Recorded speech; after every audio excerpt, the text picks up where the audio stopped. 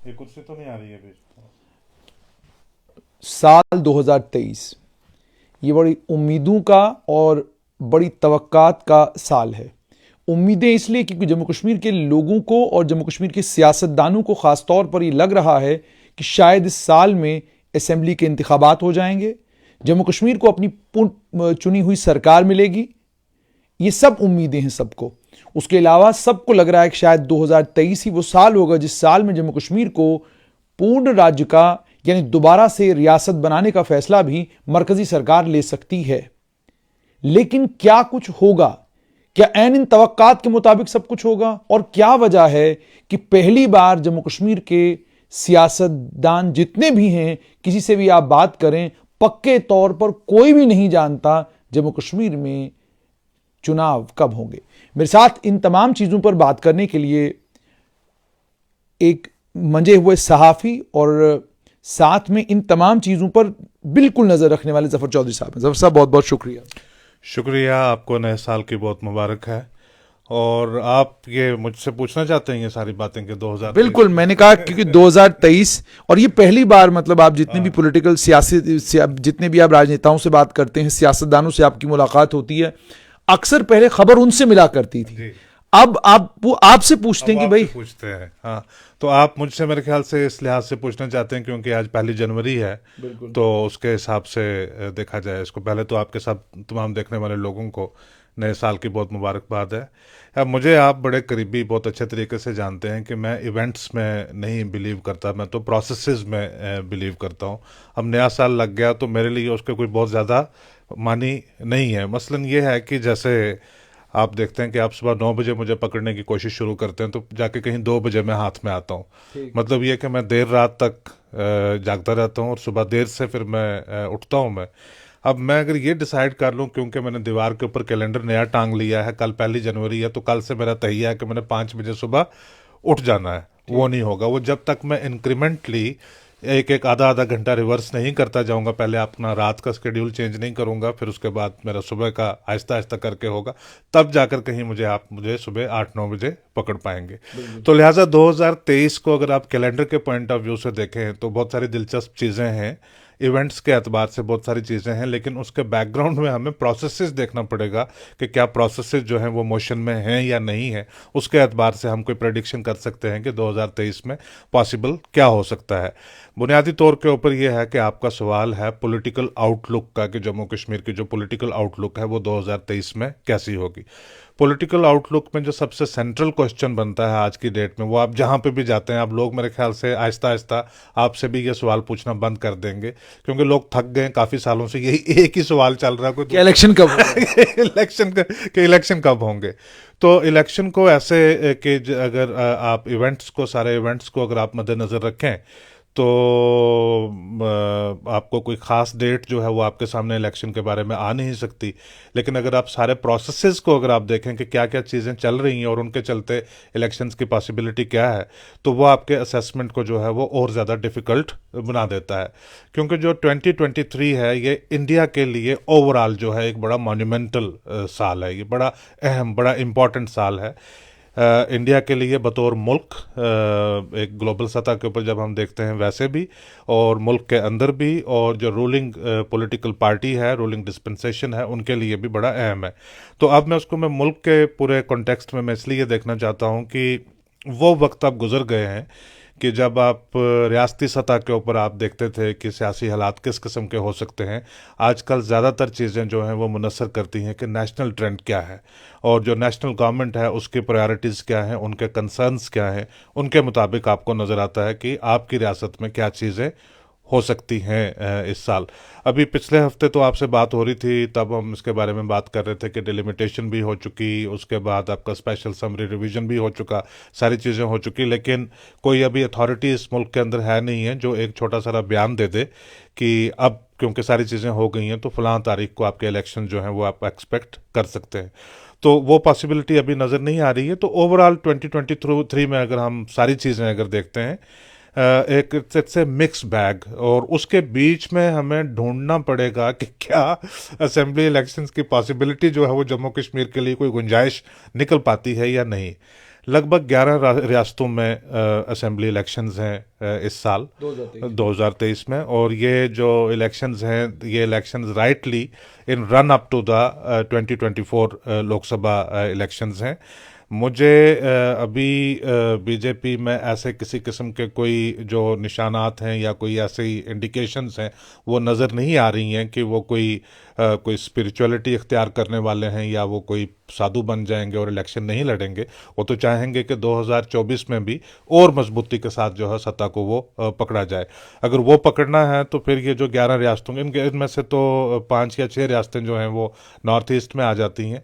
लेकिन जो बाकी बड़ी रियासतें जैसे मध्य प्रदेश है, तेलंगाना है, छत्तीसगढ़ और राजस्थान के इलेक्शन जो है वो तो खैर दिसंबर तक ड्यू हैं, लेकिन पॉसिबली वो भी हो सकते हैं। ये कुल रियासतें, कर्नाटका है जो कर्नाटका बीजेपी बहुत का सबसे इंपॉर्टेंट स्टेट है। इम्पोर्टेंट, कर्नाटका आपको शायद 27 या 26 सीटें जो हैं वो लोकसभा में कंट्रीब्यूट करता है। कुल मिला के ये सारी रियासतें जो हैं ये लगभग 120 सीटें जो हैं वो लोकसभा में कंट्रीब्यूट करती हैं। तो which means that fifth of the total strength of Lok Sabha. और इसमें अगर कोई गड़बड़ हो जाती है तो हालांकि आप पिछले कुछ सालों से आपने नोटिस किया होगा कि एक इंडिया में स्प्लिट वोट की जो टेंडेंसी है वो इमर्ज हो गई है कि वही आदमी असेंबली इलेक्शन में किसी और को वोट दे रहा है, लेकिन लोकसभा इलेक्शन में जो है वो किसी और को दे रहा है, मतलब खास करके बीजेपी को दे रहा है। आपने बहुत सारी स्टेट्स में आपने देख लिया, दिल्ली में खास करके आप देखिएगा कि असेंबली पूरी की पूरी जो है या म्यूनसिपल जो है वो पूरा आम आदमी पार्टी के साथ जा रहा है, लेकिन जो लोकसभा है वो पूरा का पूरा सालम जो है वो बीजेपी के साथ जा रहा है। तो बीजेपी खैर इन चीज़ों से डरती नहीं है कि भाई अगर असेंबली अपने हाथ में ना रही तो लोकसभा, लेकिन 10-11 स्टेट्स के अंदर सेटबैक्स, यानी जैसे हिमाचल के अंदर कोई नहीं समझता था कि सेटबैक हो सकता है, 10-11 स्टेट्स के अंदर अगर ज़्यादातर सेटबैक हो जाए तो नैरेटिव बड़ा उल्टा हो जाएगा। तो उनका फोकस रहेगा इस बार कि 2024 के इलेक्शन के लिए वो सारी चीज़ें 2023 में की जाएं जिनसे 2024 का इलेक्शन जितना आसान हो जाए, और वो चीज़ें ना की जाएं जिसका 2023 के इंतखाबात के ऊपर इसे ऐसे बुरे असरात हो जाए कि जिससे 24 मुश्किल हो जाए। तो मतलब मेरा कहने का कि इसमें जम्मू कश्मीर कितना नहीं, इंपॉर्टेंट है? पेचीदा बन जाता है ना, इसमें जम्मू कश्मीर बड़ा पेचीदा बन जाता है। देखिए बहुत कॉम्प्लेक्सिटी है, आप इसमें जितने भी सवाल पूछेंगे उसमें बहुत कॉम्प्लेक्सिटी है कि जो कमिटमेंट है, मतलब सबसे बड़ी जो मॉन्यूमेंटल सबसे बड़ी चीज़ थी कि 60-70 ईयर से जिसके ऊपर पूरा मुल्क नहीं पूरी दुनिया भी जो है वो देखती थी कि इसमें क्या हो सकता है कि जम्मू कश्मीर का स्पेशल स्टेटस, आर्टिकल 370 वगैरह, इसको लेकर ये हो गया आसानी के साथ, बिल्कुल मतलब इतनी आसानी के साथ शायद बीजेपी ने खुद नहीं सोचा होगा कि जितनी आसानी के साथ हो गया। तो वह सत्यपाल मलिक साहब का मुझे वो याद आता, वो हर बात के ऊपर कहते हैं कि एक चिड़िया का पर तक नहीं कटा और ये सारी चीज़ हो गई, चिड़िया का पर तक नहीं कटा तो हो गया, सारी चीज़ हो गई। लेकिन उसके बाद आपका जो एक फंडामेंटल कमिटमेंट सिर्फ जम्मू कश्मीर के लोगों के साथ प्राइमरीली, वो तो है मुल्क के साथ भी और दुनिया के साथ भी, मतलब बहुत सारे डिप्लोमेटिक जो हैं कैपिटल्स हैं उनको सबको बताया गया था कि कोई ऐसी जिस तरह से पाकिस्तान शोर मचा रहा है या कुछ अपने इंडिया के अंदर जिनको अलेजेडली लेफ्ट लिबरल कहा जाता है, कि ऐसी कोई बात नहीं है। हम तो स्टेट भी रिस्टोर करेंगे और इलेक्शंस भी जो हैं वो बिल्कुल करवाएंगे। Power has to go to where it belongs to, यानी लोगों के पास पावर चली जाएगी। आज 2023 हो गया, आज तक जो है स्टेटहुड का तो बिल्कुल, स्टेटहुड तो सिर्फ वादा है, statehood is not a constitutionally mandated promise, क्योंकि रीऑर्गेनाइजेशन एक्ट में स्टेटहुड का वादा नहीं किया हुआ है। पार्लियामेंट के अंदर तकरीर की होगी किसी ने, लेकिन वो नहीं, ये तो बाहर की बातें हैं सारी। पार्लियामेंट के अंदर और रीऑर्गेनाइजेशन एक्ट के बीच जो कमिटमेंट है वो है इलेक्शन की, कि हालात बेहतर होंगे, डिलिमिटेशन हो जाएगी तो इलेक्शन। अगर इलेक्शन नहीं हो रहा है इसका मतलब कि जो चीज़ मुझे और आपको नज़र नहीं आ रही है वो दिल्ली में नॉर्थ ब्लॉक में या बाकी जो बड़ी बड़ी जगह हैं जहाँ से बैठकर वो चीज़ों को बेहतर तरीके के साथ बिल्कुल एक स्कैन, उसका सिटी स्कैन, MRI वगैरह सारा करके वो देखते हैं, वहाँ से उनको चीज़ें इतनी कॉन्फिडेंट अभी नहीं नज़र आ रही हैं कि अपने हाथ से हैंड ओवर किया जाए लोगों को कि लो अब आपके पास पावर जो है वो, मतलब वो नॉर्मेलसी जो है दिल्ली के पॉइंट ऑफ व्यू से पब्लिक कंजम्पशन के लिए तो कहा जाता है हर रोज। स्टैटिकल डीजीपी की प्रेस कॉन्फ्रेंस थी तो उसमें भी उन्होंने कहा कि भी सब ठीक हो गया, लेकिन दिल्ली को अभी ये लगता है कि अभी हालात इतने नॉर्मल नहीं हैं कि वो इलेक्शन जम्मू कश्मीर में करवाए जा सकें। जवर साहब, आपने कहा कि इलेक्शन जम्मू कश्मीर में अभी करवाए जा सकें, हालात नॉर्मल नहीं है। क्या इसका मतलब ये है कि वो जो पिछले दिनों अटकलें लग रही थी कि, और जो डीडीसी बहुत सारे हैं उनसे आप बात करते हैं तो वो आपको कहते हैं जी हम जब ऑफिसर्स से मिलते हैं तो हमें दबे लफ्जों में ये बात कह रहे हैं कि भाई आप पंचायत के और म्यूनसिपलिटी के चुनाव के लिए तैयार रहें। तो आप तज्जिया निगार के तौर पर मुझे ये बताएं, क्या आपको भी ये लग रहा है कि टेस्टिंग वाटर्स वाली जो थ्योरी है, क्या पंचायत और म्यूनसिपलिटी के चुनाव पहले होंगे या नहीं? ये मैं आपको इसके ऊपर मैं आता हूँ। खैर पहले इसी को एड्रेस कर लेते हैं मामले को। ये चीज़ जो है ये कोई पॉलिसी वो फ्रेमवर्क नहीं है कि पंचायत और म्यूनसिपल इलेक्शन जो करवाए जाएं। ये चीज़ें थोड़ी थोड़ी फीड करके यहाँ वहाँ से उनको देखा जा रहा है कि इसकी पॉसिबिलिटी है क्या है।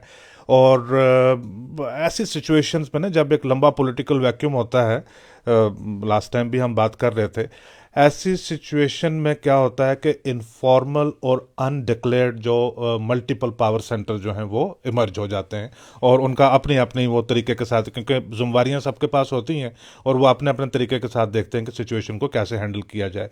एक तरीका ये है कि अगर 2023 में आप इलेक्शन नहीं करवाना चाहते या इलेक्शन के लिए तैयार नहीं है, या आपको लगता है कि जो वाइडर नेशनल सिक्योरिटी का क्वेश्चन है जिसको मैं और आप ऑब्वियसली डिटरमिन नहीं कर सकते because we don't have access to all those insights, जिससे हमें पता चले कि नेशनल सिक्योरिटी के पॉइंट ऑफ व्यू से क्या चीज़ें हैं, अगर उनको लगता है कि वाइडर नेशनल सिक्योरिटी के क्वेश्चन में इलेक्शंस का अभी शायद वक्त दुरुस्त नहीं है, तो फिर लोगों को पॉलिटिकली एंगेज करने का जो सबसे बेहतरीन तरीका है वो यही है कि आप पंचायत इलेक्शंस वगैरह करवा लें। लेकिन उसमें बहुत बड़ी टेक्निकल डिफ़िकल्टीज़ हैं। एक सिल्वर लाइनिंग ये है कि जो आपका पंचायती राज एक्ट है वो कहता है कि आप 3 टीयर्स ऑफ पंचायत्स को हार्मोनाइज करने के लिए आप तीनों इलेक्शन इकट्ठे भी करवा सकते हैं। यानी आपका जो पंचायत है उसकी मियाद इस साल ख़त्म हो रही है, बीडीसी की नेक्स्ट ईयर 2024 में हो रही है और डीडीसी की जो है वो 2025 में हो रही है। लेकिन ये अगर साल साल के गैप के ऊपर ये तीनों इंस्टीट्यूशन चलते रहेंगे तो थोड़ी मुश्किल भी रहेगी, क्योंकि अब इनके पास बड़ी फाइनेंशियल पावर्स भी हैं, एडमिनिस्ट्रेटिव पावर्स भी हैं।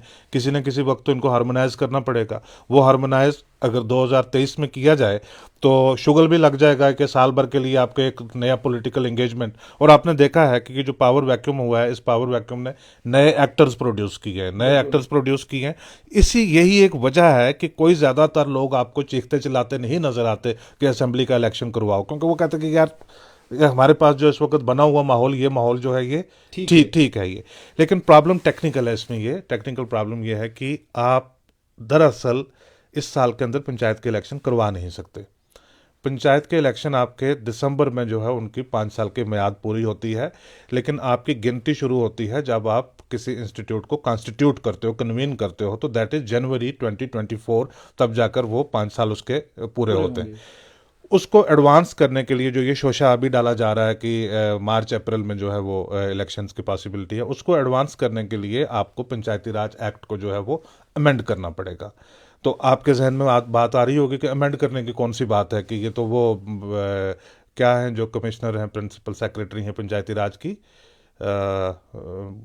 एक मैडम है मनदीप कौर, कि भी क्या उनको बोलेंगे मनदीप कौर जी को कि इसको अमेंड कर दो, लेकिन अब वो नहीं हो सकता क्योंकि वो पार्लियामेंट ने करना है। एग्जैक्टली रीऑर्गेनाइजेशन एक्ट ये कहता था कि 1 साल तक आपको छूट दी थी कि इस 1 साल के अंदर जो इमीडिएट रिक्वायरमेंट के लिए कवानीन है वो आप बना सकते हैं।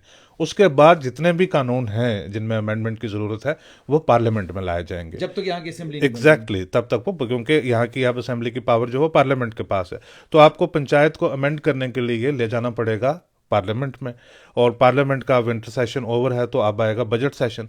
बजट सेशन में जब आप पार्लियामेंट के सामने ये मसौदा कानून रखेंगे, आप कहेंगे कि हम पंचायत इलेक्शन को 5 महीने या 6 महीने एडवांस करना चाहते हैं, तो वो जो मैं कह रहा था कि इस साल के अंदर सरकार ऐसा कुछ नहीं करना चाहेगी जिससे जो मुल्क भर में जो इलेक्शंस हैं उनके ऊपर असर पड़े।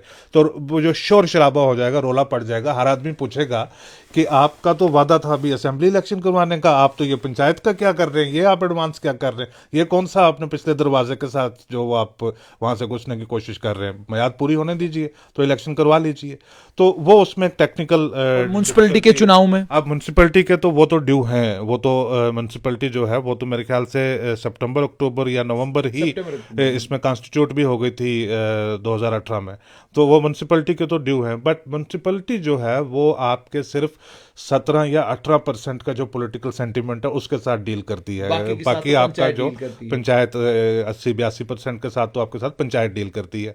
तो वो एक यूनिक चीज है कि भी आप क्या, आप साफ तौर पर ये कह रहे हैं कि पंचायत के और म्युनिसिपैलिटी के चुनाव जो हैं 2023 में कराना संभव नहीं है, ये आपको कराना ही पड़ेगा लगभग अक्टूबर नवंबर के करीब करीब, अगर आप कराना भी चाहें। या आपने जैसे खुद ही कहा कि अगर आप तीनों इंस्टीट्यूशंस को हार्मोनाइज करना चाहते हैं, वो एक दलील देकर आप मार्च अप्रैल में कर सकते हैं। तब आप संभव की बात करते हैं तो एक नारा है, अब हम मतलब सियासी तज्जियाकार तो जरूर हैं लेकिन किसी सियासी जमात के साथ जो है वो ताल्लुक नहीं रखते, लेकिन एक नारा जो है जो हमारे दिल और दिमाग में उतर गया हुआ है पिछले 4-5 साल के अंदर, वो ये है कि मोदी है तो मुमकिन है।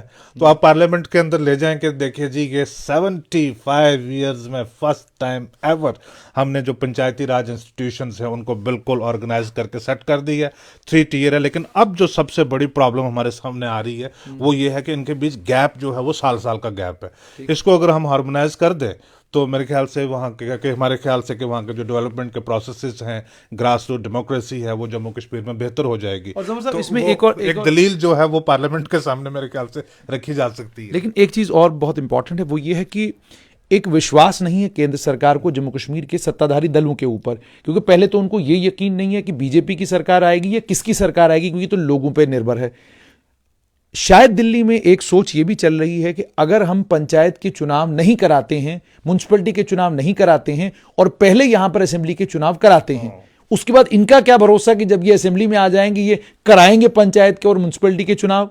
तो इससे पहले एक इंस्टीट्यूशन खड़ा कर दें, जिस इंस्टीट्यूशन में अगर आप देखेंगे भी तो प्लेयर्स की भी अगर बात की जाए तो ये प्लेयर कभी आपको बीजेपी में नजर आते हैं, कभी अपनी पार्टी में नजर आते हैं, कभी ये प्लेयर कांग्रेस में चले जाते हैं।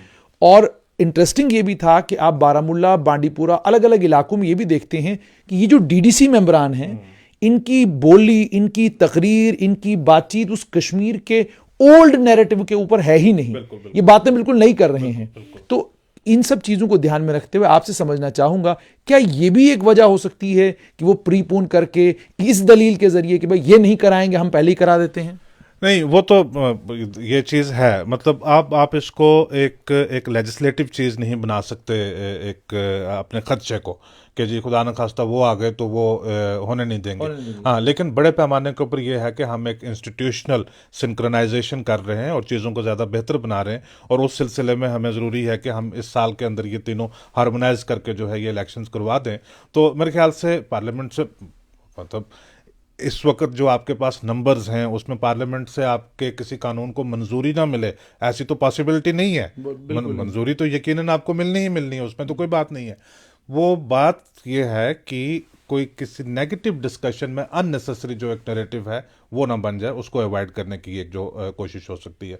पर अगर आप बीजेपी के पर्सपेक्टिव के साथ आप सोचें और एक सिक्योरिटी पर्सपेक्टिव के साथ भी अगर आप सोचें तो ये सारी चीज़ जो है ये सूट करती है कि आप ये छोटे इलेक्शंस करवाएं, लोगों को इसके अंदर एंगेज करें और फिर उसके बाद जो बिग पिक्चर है उसको आप कंसोलिडेट करने की कोशिश करें। जैसे आपने कहा बिग पिक्चर, इसको कंसोलिडेट करने की कोशिश करें। जफर साहब, यहाँ पर आपसे ये भी समझना चाहूँगा कि जब हम पंचायती राज की बात करते हैं, म्यूनसिपल इलेक्शंस की बात करते हैं, हमने जम्मू कश्मीर में अक्सर ये देखा, असेंबली के मामले में खासकर, हम ये मतलब आपसे भी सुना और बाकी सहाफ़ियों से भी सुनते हैं, और वो जो पॉलिसी मेकर्स हैं उनके भी अगर आप आर्टिकल्स पढ़ते हैं तो ये समझ में आता है कि जब जम्मू कश्मीर की बात आती है तो राष्ट्रहित जो आपकी पार्टी के हित से बड़ा हो जाता है, कि आपका नेशनल इंटरेस्ट जो है वो पार्टी इंटरेस्ट के ऊपर आ जाता है। तो इसीलिए हमने देखा कि 2002 में जब जम्मू कश्मीर में नेशनल कॉन्फ्रेंस के पास कंपैरेटिवली एमएलए ज्यादा थे, लेकिन कांग्रेस ने सरकार बनाई पीडीपी के साथ। उसके बाद 2009 की बारी आई तो नेशनल कॉन्फ्रेंस के साथ सरकार बनी। आपसे ही समझना चाहूंगा, क्या इस पैराडाइम को ध्यान में रखते हुए क्या बीजेपी इस समय फोकस्ड इस बात पर है कि हमारी ही सरकार जम्मू कश्मीर में बननी चाहिए, तब जाकर हम चुनाव करवाएंगे, या उनका यह है कि नहीं, सरकार कोई भी हो, एक अच्छा ऑल्टरनेटिव चाहिए जो जम्मू और कश्मीर को एक साथ लेकर चले और हालात के ऊपर काबू पाए और साथ में जो दिक्कतें पहले आया करती थी, खासकर एंटी टेरर फ्रंट के ऊपर, वो दिक्कतें हमको ना आए। अब बात यह है कि आप सवाल बड़ा सीरियस पूछ लेते हैं, लेकिन कई सवालों के जवाब बड़े लाइट हार्टेड जो हैं वो होने ज़रूरी होते हैं। वो आप एक पुरानी बात कर रहे हैं कि जो नेशनल इंटरेस्ट और पार्टी इंटरेस्ट मुख्तलिफ, और नेशनल इंटरेस्ट जो पार्टी इंटरेस्ट से बड़ा है। आज बीजेपी का जो पब्लिक नरेटिव है, जो एक पब्लिक पोजीशनिंग है उनका, तो वो ये है कि nation first, party second, self last, ऐसे करके वो कहते हैं। लेकिन जनरली अगर आप जो एक पॉलिटिकल एनवायरनमेंट है उसके बीच अगर आप देखते हैं, तो BJP's interest and national interest are two inseparable things. ठीक है, आप नेशनल इंटरेस्ट की बात तभी आप कर सकते हैं जब आप बीजेपी के इंटरेस्ट की भी साथ बात कर रहे हैं, तो तभी जाकर आपको, you are not nationalist enough if you are going outside the parameters set out by BJP. Having said that, कि वो एक ही है, राष्ट्रहित और बीजेपी का हित जो है वो एक ही है। हैविंग सेड दैट, जहाँ तक मेरी असेसमेंट है वो ये है कि मतलब जितना भी मैंने एक लॉन्ग रेंज व्यू लेकर इसको देखने की कोशिश की है, वो ये है कि जो लोग मुल्क को चलाते हैं, 4-5 लोग होते हैं जो मुल्क को चलाते हैं, बाकी फिर उनको एड और असिस्ट करते हैं, उनके बीच में ये थोड़ा सारा स्प्लिट जो है वो ज़रूर है। उनमें से जो एक ओपिनियन है वो ये है कि मतलब आप अंडरस्टैंडिंग ना कि मैं हाईएस्ट लेवल के ऊपर मैं जो है वो बता रहा हूँ कि जो मेरी असेसमेंट है, कि उसमें जो एक जो साइड है ओपिनियन की, वो ये समझती है कि सिक्योरिटी का सिचुएशन वगैरह सारी जो है वो कंट्रोल में रहे, और जिस तरह से लोगों का मूड हो, जिस तरह से मैंडेट हो, उस तरह से करके गवर्नमेंट बन जाए।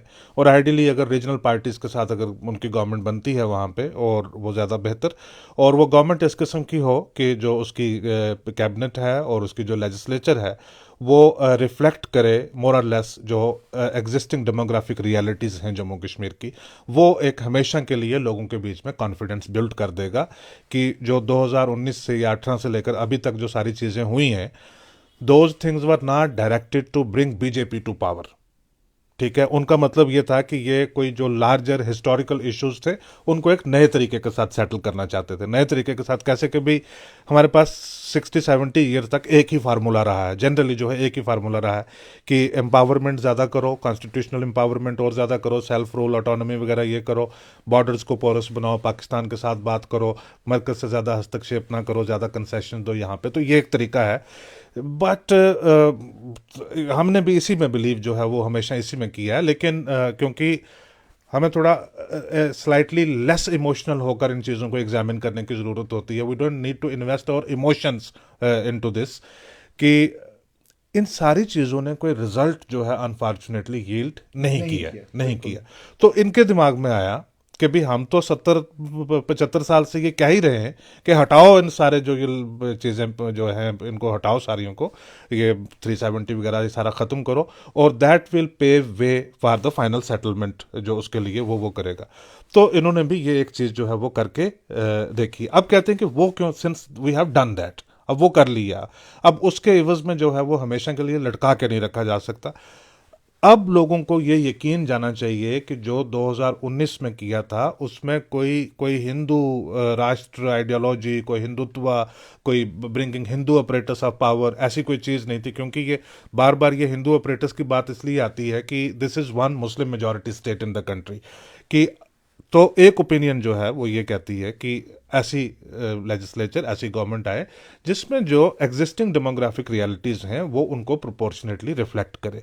लेकिन एक जो पार्ट है ओपिनियन का वो ये कहता है कि this is a very good opportunity for BJP, कि बीजेपी अगर यहाँ पे मुस्लिम मेजॉरिटी स्टेट में इलेक्शन लड़के गवर्नमेंट अपनी बना लेती है, तो वो एक अच्छे डिविडेंड जो है वो मुल्क पूरे में, एक इलेक्शन या 2 इलेक्शन की बात नहीं, आने वाले 25-30 साल तक वो अच्छे डिविडेंड जो है वो पे करता रहेगा। पर इसमें कोई डेफिनेट चीज़ नहीं है, ये एक इवॉल्विंग थिंकिंग है, ये एक इवॉल्विंग प्रोसेस है। तो लिहाजा ये दोनों चीज़ें जो हैं ये एग्जिस्ट करती हैं।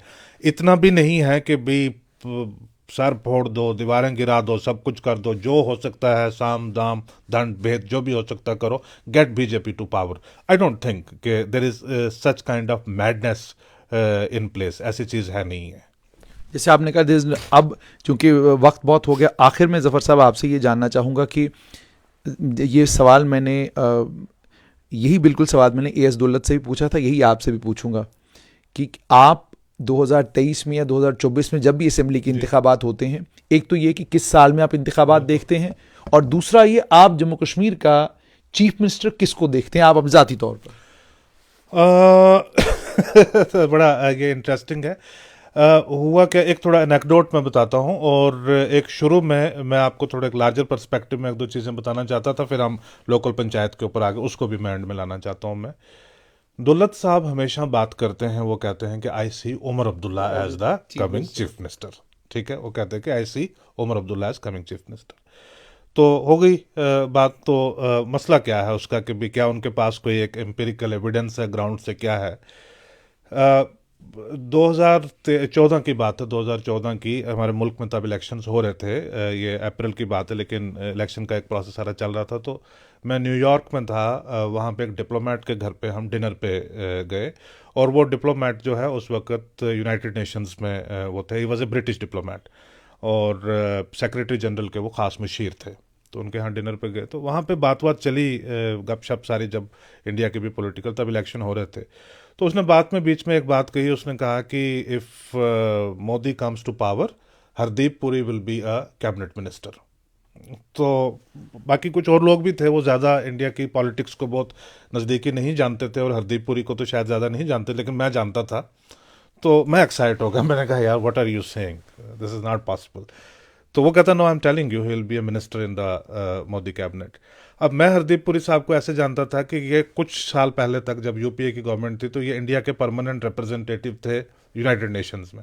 आपको याद होगा कि एस एम कृष्णा जब एक्सटर्नल अफेयर्स मिनिस्टर थे, तो वो जनरल असेंबली में तकरीर करने गए, तो वो किसी और मुल्क की तकरीर पढ़ के आ गए वहाँ पे। हैं, 4-5 मिनट पढ़ते रहे, फिर उनको याद आया कि ये कहानी तो इंडिया, पता नहीं युगांडा की कि किसकी तकरीर या सोमालिया की तकरीर पढ़ के आ गए। लेकिन परमानेंट रिप्रेजेंटेटिव हरदीप पुरी थे वहाँ पे। अगर कृष्णा का मजाक उड़ा तो जिम्मेवारी तो उनकी भी उतनी बनती है, क्योंकि चीफ डिप्लोमेट हमारे तो वही थे वहाँ पे। तो मेरा एक वो भी इम्प्रेशन जहन में था। ऊपर से उनकी ना कोई पॉलिटिकल कॉन्स्टिट्यूंसी है, ना कोई ऐसी चीज़ है। तो 2017 की बात है मेरे ख्याल से, 17 या 18 की, मैंने देखा कि ये हुआ, कैबिनेट एक्सपेंशन हुआ, तो हरदीप पुरी मिनिस्टर बन गए।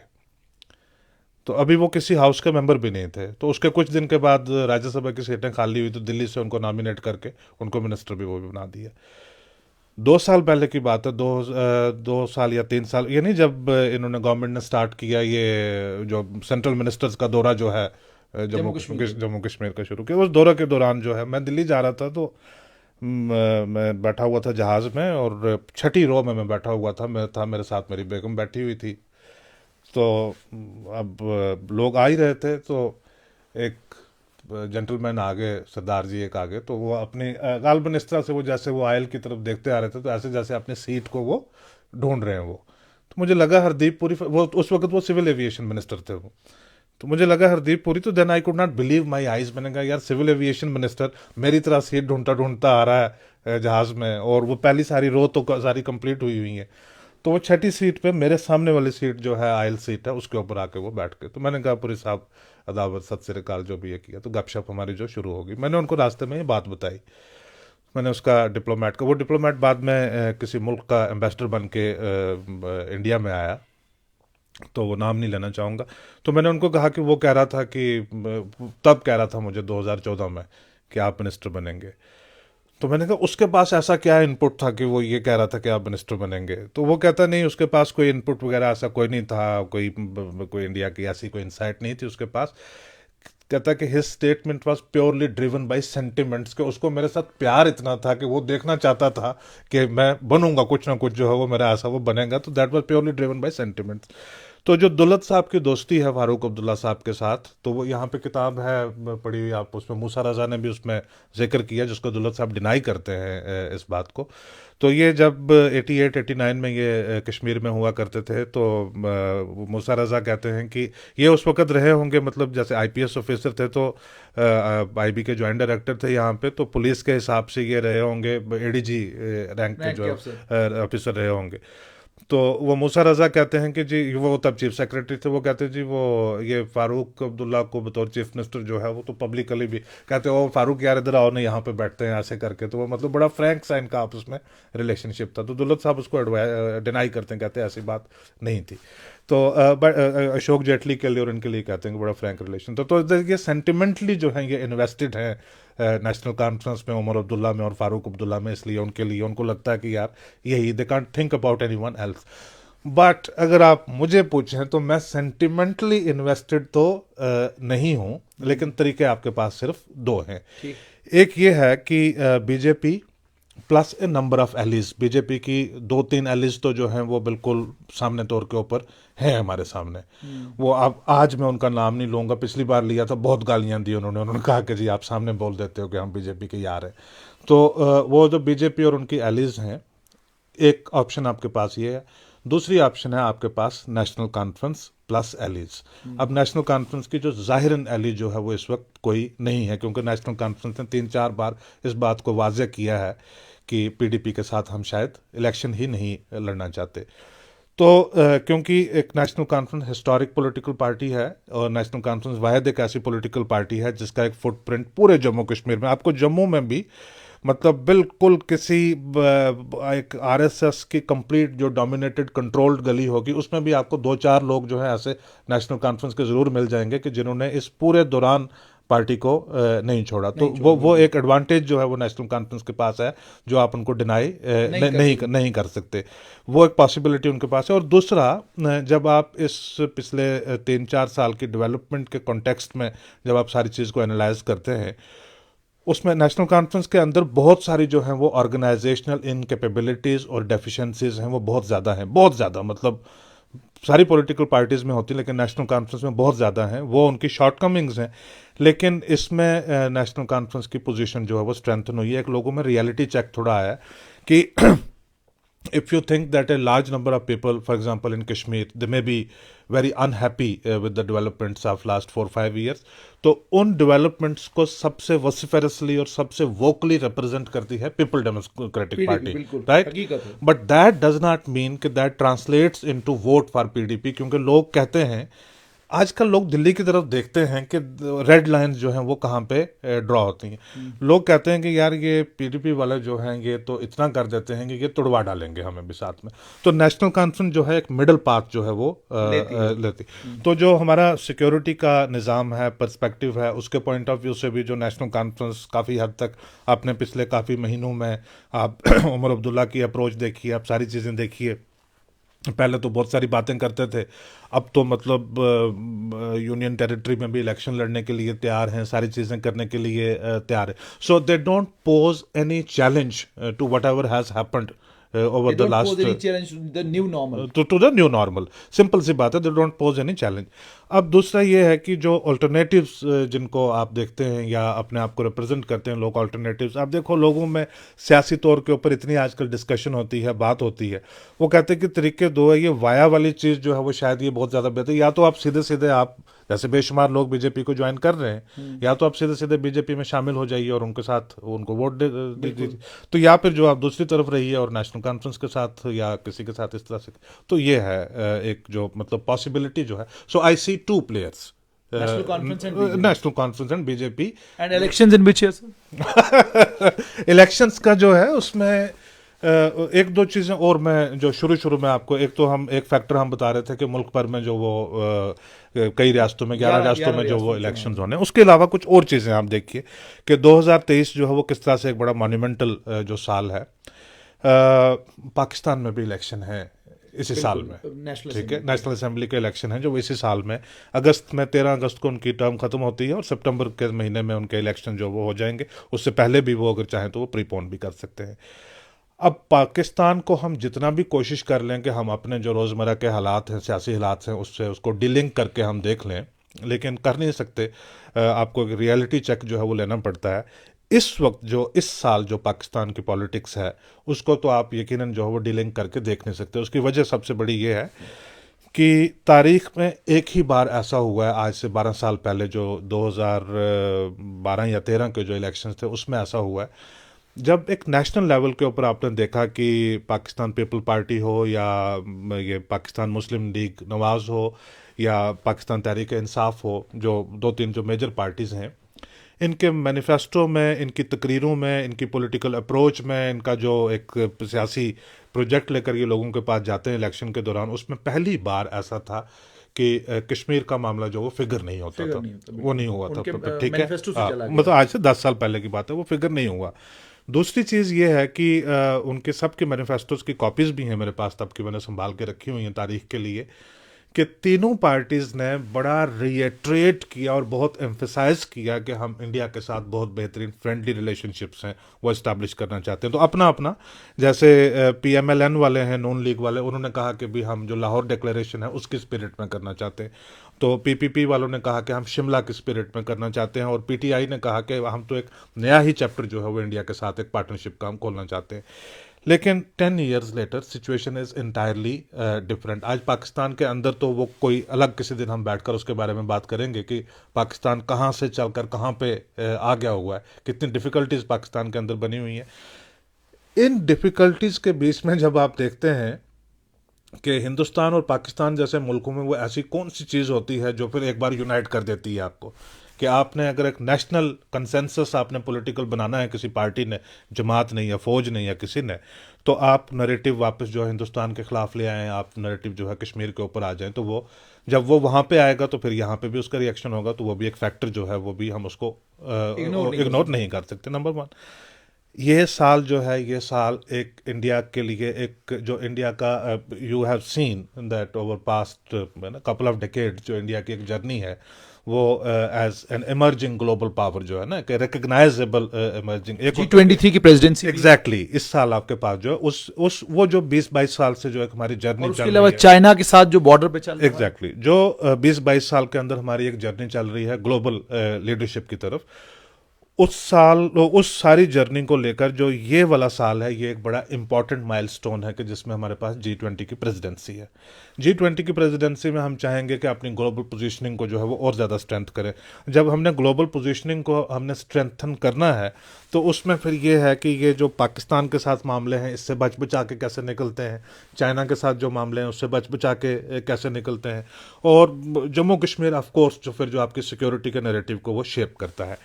अभी ये चल क्या रहा है दुनिया में, इस वक्त क्या चल रहा है, और पूरी दुनिया जो है वो हिंदुस्तान की तरफ कैसे देखे, कि मतलब हिंदुस्तान को जो ग्लोबल सुपर पावर्स हैं उन्होंने मतलब अपनी वासल स्टेट के तरह जो है हमेशा ट्रीट किया, और जो इंडियन पावर्स हैं उन्होंने भी सबमिट किया वैसे, मतलब एक ट्रिब्यूटरीज या जो है ना, मतलब सबॉर्डिनेट जो है उसके तौर के ऊपर, कि आपकी ईरान के साथ लड़ाई हो गई तो आपने कहा कि ईरान के साथ सारी चीज़ें बंद कर दीजिए, तो कहा जी ठीक है, हम आपको नहीं नाराज़ करते, ईरान के साथ बंद कर।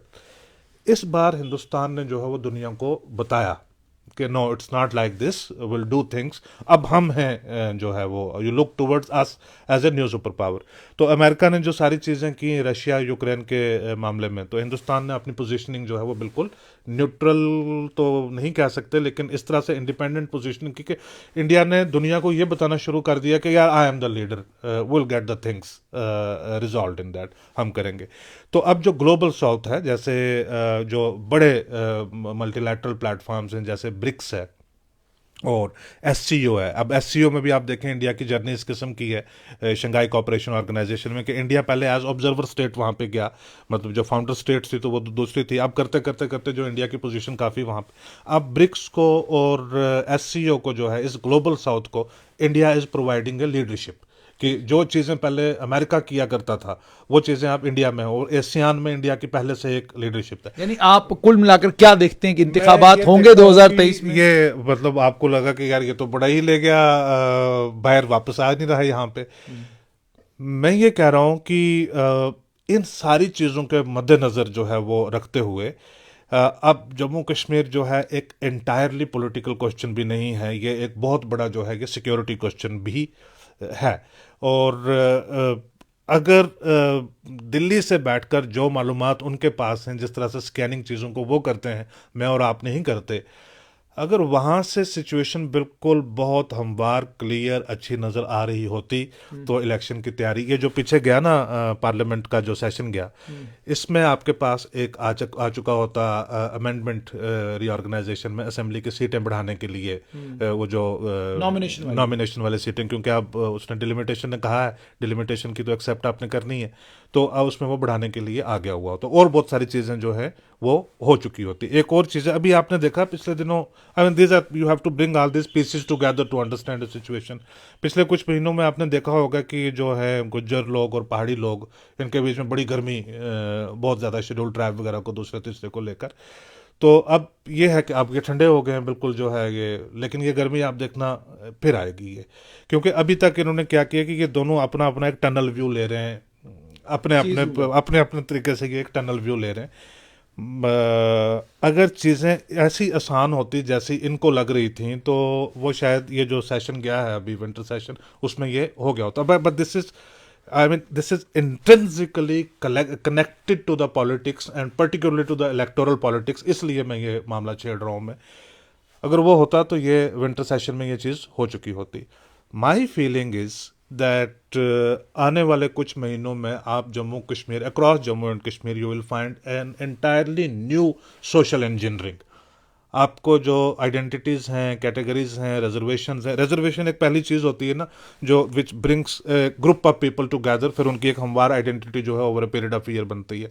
तो वो ओबीसी वगैरह को रिजिग करके सारी चीज़ करके मुझे लगता है कि एक पूरा कंप्लीट रीकास्ट जो है, कंप्लीट नई सोशल इंजीनियरिंग जो है वो होगी। तो अगर ये चीज़ें सारी, क्योंकि ये आने वाले जो भी इलेक्शन होगा उसके ऊपर ये असर डालेंगी ये, अगर हम इलेक्शन को एक्सपेक्ट कर रहे होते आने वाले कुछ महीनों में तो ये विंटर सेशन में हो चुकी होती। अब ये चीज़ें शिफ्ट हो गई, आपकी गवर्नमेंट ऑर्डिनेंस भी ला सकती है, गवर्नमेंट बहुत बड़ी पावर होती है, वो कुछ भी कर सकते हैं। तो वो वरना जो है नॉर्मली ये चीज़ें गई बजट सेशन के ऊपर। शॉर्टली आफ्टर दिस, ये फरवरी और मार्च के दरमियान आपके पास कम से कम 6 स्टेट्स और में इलेक्शंस हैं। उसके बाद आपका एक छोटी सारी विंडो आपके पास टाइम की बचती है, वो है मार्च अप्रैल में। If you are having elections in March April में देन फेयर इनफ, क्योंकि जून में फिर आपके पास जो है अमरनाथ यात्रा वो भी शुरू हो जाएगी। जून जुलाई अगस्त जो है 3 महीने आप तो बिल्कुल भूल जाएं कि उसमें वो इलेक्शन करवा सकते हैं। अगर मार्च अप्रैल में इलेक्शन होने होते तो फिर आने वाले 10-15 दिन के अंदर उसमें बड़ी शुरुआत हो जाएगी।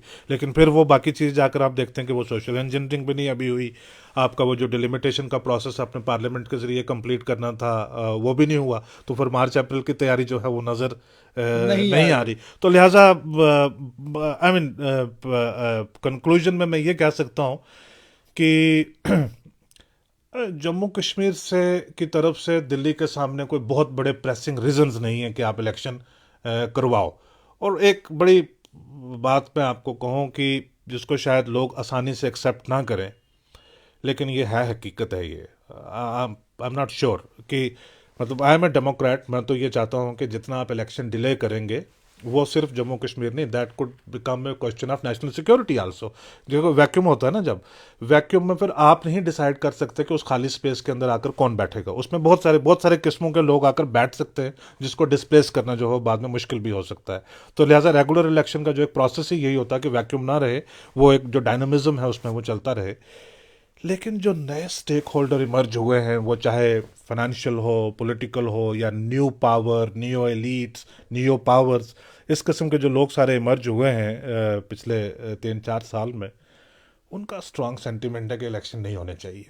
वो लोग समझते हैं कि जो माहौल चल रहा है ना, ये साल भर और चले, 2 साल और चले तो इकोनॉमिक मामले से और बहुत सारे मामलों में, जिस तरह से उनके जो पावर की एक्सटेंशन हो रही है, इमरजेंस हो रही है, बहुत सारे नए लोग इमर्ज हो रहे हैं ना, तो वो भी, और ये जो लोग 80% जिनकी हम बात करते हैं पंचायतों में बैठे हुए हैं, ये भी इसी तरह से चाहते हैं कि क्या हमारे पास, क्योंकि जब नए आएंगे तो वो पता। तो सेंटर भी इन सारे फैक्टर्स को कैलकुलेट करता है कि if elections are further delayed, is that going to cause a mass protest across Jammu and Kashmir? I don't see that. तो उनके मतलब मैं ये कहता हूँ कि गलत है इलेक्शन जो डिले कर रहे हैं, ये गलत है। इलेक्शन जल्द अज जल्द करके पावर लोगों के हाथों में देनी चाहिए।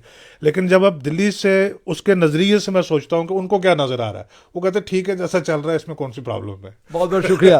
तो आपने सुन लिया कि जफर चौधरी साहब के साथ ये जो बातचीत हुई, इस बातचीत में बहुत इंपॉर्टेंट चीज़ें और बहुत तरीके के साथ जफर साहब ने तमाम बातें कह दी हैं और बातों बातों में ये भी कह दिया है कि लग यूं रहा है कि इंतखाबात होने वाले हैं, लेकिन लगना ऐसा नहीं चाहिए क्योंकि इंतखाबात होंगे, और लगना यह चाहिए कि पंचायत, म्यूनसिपैलिटी, ये सब कुछ होगा, लेकिन नेशनल सिक्योरिटी पैराडाइम में चीज़ों को देखा जाएगा।